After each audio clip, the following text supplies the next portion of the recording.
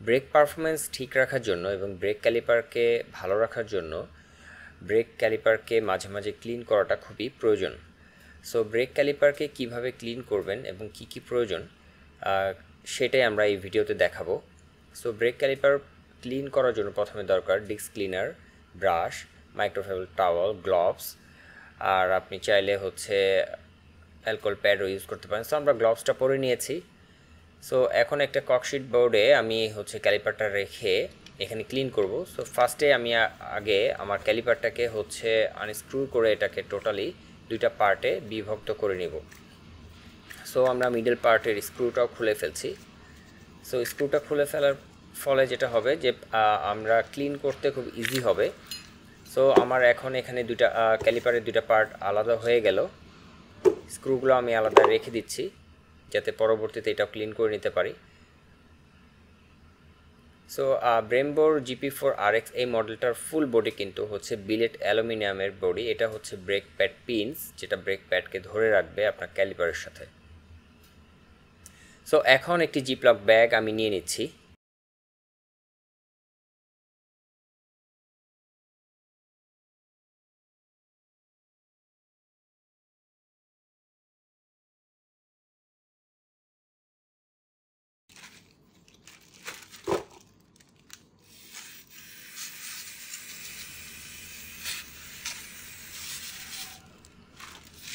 So এটাকে আমি ভালো করে স্প্রে করতে হবে যাতে এটার ব্রেক ক্যালিপারের প্রত্যেকটা কম্পোনেন্টসের ভিতরে এই ফ্লুইডটা যেতে পারে এবং স্প্রের মাধ্যমে এই যে ময়লাগুলো আছে এগুলো চলে যাবে। সো 1 মিনিটের মতো আমি অলমোস্ট এটাকে রেখেছি। সো 1 মিনিট রাখার পরে আমি এটাকে খুলে ব্রাশ দিয়ে এটা ক্লিন করে নেব। আপনারা যে কোনো একটা ব্রাশ, একটু সফট ব্রাশ ইউজ করাটা ভালো। সো একটা ব্রাশ নিয়ে আপনি এটাকে ঘষে ভালো করে এটার গ্রিজ যে ডার্টগুলো আছে এটাকে ভালো করে ক্লিন করতে হবে। এই ক্লিন প্রসেসটা একটু সময় সাপেক্ষ। এটাকে ভালো করে ক্লিন না করলে কিন্তু অ্যাকচুয়ালি যে পারপাসে আপনি এটাকে ক্লিন করছেন সেটাই হবে না অ্যাকচুয়ালি। সো আমরা এটাকে ভালো করে এটা ক্লিন করব। পিস্টনটার ভিতরে ক্লিন করব, পিস্টনের বাহিরের যে কার্বন বা যে ডার্টগুলো একদম জমাট বেঁধে আছে এগুলোকে ক্লিন করব এবং এই ডিস্ক ক্লিনারের মাধ্যমে এই ময়লাগুলোকে ক্লিন করাটা খুবই ইজি। বাট তারপরে বেশ কয়েকবার করেই কিন্তু এই স্প্রেটা করতে হবে, কারণ যেহেতু দীর্ঘদিন ইউজ করার ফলে এই ময়লাগুলো একদম জমে যায় এবং এগুলো অনেক স্টিকি। সো এগুলো সহজে যেতে চায় না। সো এগুলোকে ভালো করে ব্রাশ দিয়ে ঘষে ক্লিন করতে হবে। কিছু ক্ষেত্রে কিন্তু আপনার দেখা যাচ্ছে ব্রাশেও হয় না, তখন 120 যে স্যান্ড পেপারটা আছে ওটা দিয়ে আপনি হালকা লাইট স্যান্ডিংও করে নিতে পারেন। স্যান্ডিং করার ফলে কি হবে, সেই পার্টগুলো থেকেও আপনার ওই গ্রিজ বা ময়লাগুলো চলে যাবে। সো এখন আমরা ক্যালিপারের আরেকটা পার্ট সেটাকে ক্লিন করব। সেটা অলরেডি আমি বেশ কিছুক্ষণ কিন্তু ওই ডিস্ক ক্লিনার স্প্রের মাধ্যমে রেখে দিয়েছিলাম। সো এটার ময়লাগুলো দেখছি আগের থেকে বেশ নরম হয়েছে। সো এটাকে ক্লিন করাটা আরও ইজি হলো। এখন একটা মাইক্রোফাইবার টাওয়াল দিয়ে এটাকে ভালো করে ক্লিন করে নিব।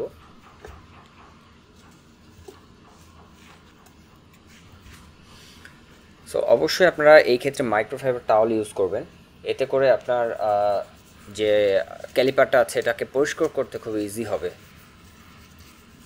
সো অলমোস্ট আমার ময়লাগুলো চলে গিয়েছে। তারপর আমি কর্নারে কিছু ময়লা থাকে যেগুলোকে একটু ভালো করে ক্লিন করতে হবে।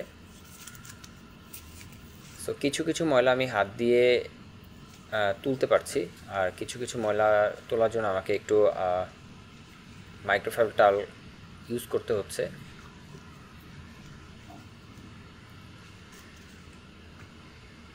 সো ব্রেমবোর যে লোগোটা ছিল এটা কিন্তু একদম ময়লা হয়ে গিয়েছিল। যে রেড কালারটা ছিল এটা অ্যাকচুয়ালি ভিজিবলি ছিল না, অনেকটাই ব্ল্যাক বা ফেড হয়ে গিয়েছিল।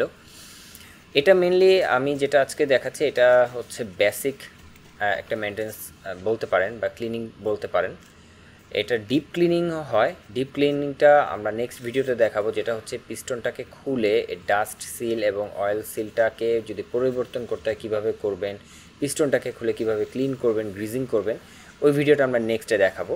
সো আজকে আমরা বেসিক যে ক্লিনিংটা আছে সেটা দেখাচ্ছি। সো সো আমি একটা কটন বাড নিয়ে কর্নারগুলো কিন্তু আমি ক্লিন করেছি। সো আপনারা চাইলে এই কটন বাড দিয়ে যে কর্নারগুলো আছে, এজগুলো আছে, সেগুলোকেও কিন্তু ক্লিন করতে পারবেন। এবং একটি স্যান্ড পেপার দিয়ে আমি হচ্ছে যে স্ক্রু বোল্টগুলো ছিল সেগুলোতে একটু রাস্ট ছিল, সেগুলো আমি একটু ঘষে ক্লিন করে নিয়েছি। 120 নাম্বার স্যান্ড পেপারটা ইউজ করাটা বেটার এই ক্ষেত্রে, যাতে হচ্ছে কোনো রকমের হচ্ছে স্ক্র্যাচ বা হচ্ছে আপনার কোনো সমস্যা বা কোনো ক্ষতি না হয় আপনার কম্পোনেন্টসে। এটা হচ্ছে ডিস্ক পিন বা ডিস্ক প্যাড পিন বলে। সো এটাতেও বেশ কিছু ময়লা ছিল, সো যেটা হচ্ছে নর্মালি ব্রাশ করে যাচ্ছিল না। সো আমি হালকা স্যান্ডিং করে বাকি ময়লাগুলো তুলে ফেলেছি। সো এইভাবে ঘষে ঘষে আপনারা এটাকে ক্লিন করে নেবেন এবং যতটুকু সম্ভব ব্রাশ দিয়ে বাকিটুকু ক্লিন করে ফেললে কিন্তু ময়লাটা টোটালি চলে যাবে। অন্তত 5000 থেকে 10,000 কিলোমিটার পর পর আপনার ক্যালিপারটাকে এইভাবে ক্লিন করে নেওয়াটা বেটার। এতে আপনার ব্রেক পারফরমেন্সটাও বেটার থাকবে এবং আপনার যে পিস্টন সিল, ডাস্ট সিলগুলো আছে, এগুলো অনেক দিন আপনার হচ্ছে ঠিকঠাক কাজ করবে। দেখা যাচ্ছে যে ক্লিন না করলে ময়লা জমে এই ডাস্ট সিল বা এই পিস্টন সিলগুলো কেটে যায়। সো কেটে গেলে তখন কিন্তু আবার আপনাকে নতুন করে সিল কিনতে হবে। সো আপনি যদি 5000 10,000 কিলোমিটার পর পর এইভাবে এটাকে পরিষ্কার করে মেনটেন করেন, তাহলে আশা করা যায় এটা আপনি অনেক দিন ইউজ করতে পারবেন। সো আমার এখন অলমোস্ট আমার ক্যালিপারটা টোটালি ক্লিন হয়ে গেছে, বাট এখন আমি একটু ডিটেল ক্লিন করব।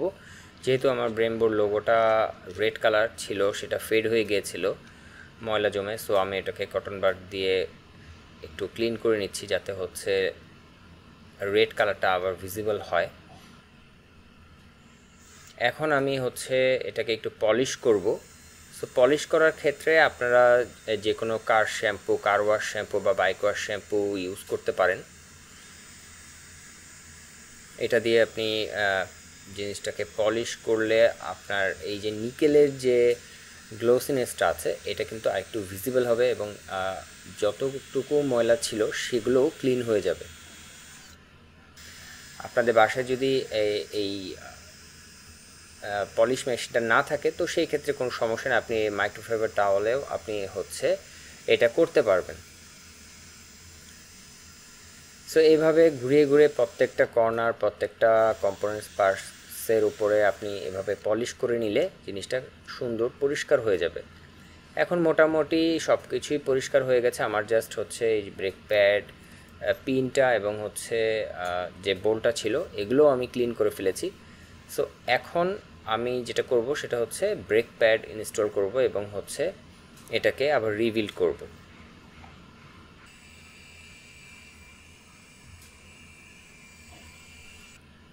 সো এখন আমি ব্রেক প্যাড এবং হচ্ছে ব্লিডার নাটগুলোকে আমি এখন ইনস্টল করে ফেলবো। সো আগে আমি হালকা করে আরেকবার ক্লিন করে নিচ্ছি, যাতে কোনো গ্রিজ বা কোনো কিছু না থাকে। অবশ্যই আপনি যখন ক্যালিপারটাকে ইনস্টল করবেন, নতুন করে বোল্টগুলো ইনস্টল করার সময় অবশ্যই আপনি খেয়াল রাখবেন যাতে এটাকে একটু প্রি গ্রিজ করে নিতে পারেন বোল্টগুলোকে। আর এটা হচ্ছে ব্লিডার স্ক্রু নাট। সো আমি এটাকে প্রি গ্রিজ করে নিচ্ছি।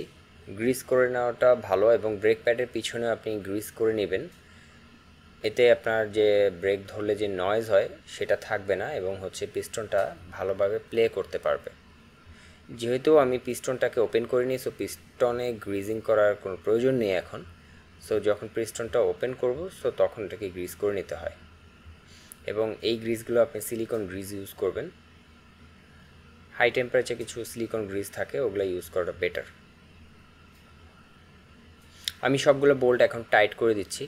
ভালো করে টাইট করে দিতে হবে, যেহেতু এটা ব্রেকের একটা বিষয়। সো ভালো করে টাইট করে ইনশিওর হয়ে আপনি হচ্ছে বাইক রাইড করবেন। সো প্রথম অবস্থায় অবশ্যই বাইক রাইড করার সময় আপনি স্পিডটা অবশ্যই খেয়াল রাখবেন, যাতে খুব স্পিডে আপনি রাইড না করেন। আগে আপনি চেক করবেন যে বাইকের সব কিছু ব্রেকিং সব কিছু ঠিকঠাক আছে কি না, এরপরে আপনি হচ্ছে বাইকটাকে ফুলি রান করতে পারেন।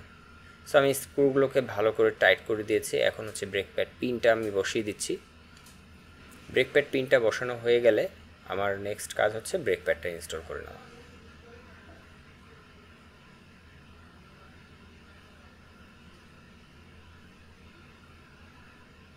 সো এখন মোটামুটি আমার সব কিছু কাজ ডান। এখন আমি ব্রেক প্যাডটাকে ইনস্টল করব। ব্রিমবোর এই ক্যালিপারের সাথে ব্রেক প্যাডটা আমি ইউজ করছি সিন্টার ব্রেক প্যাড। ব্রেক প্যাডটাকে হালকা পুশ করতে হবে ভিতরের দিকে। পুশ করলে ওর ভিতরে যে আপনার যে স্লটটা আছে ব্রেক প্যাডের, সেই স্লটে সুন্দর ওটা বসে যাবে আর নড়াচড়া করবে না।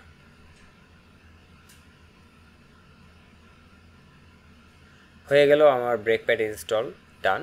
এখন আমি হচ্ছে বেঞ্জো নাট অ্যান্ড হচ্ছে বিল্ডার ভালভটাকে ইনস্টল করব। এই ক্যালিপারটাতে একসাথে দুইটা মানে হচ্ছে ব্লিডার প্লাস বেঞ্জো নাট একসাথে থাকে।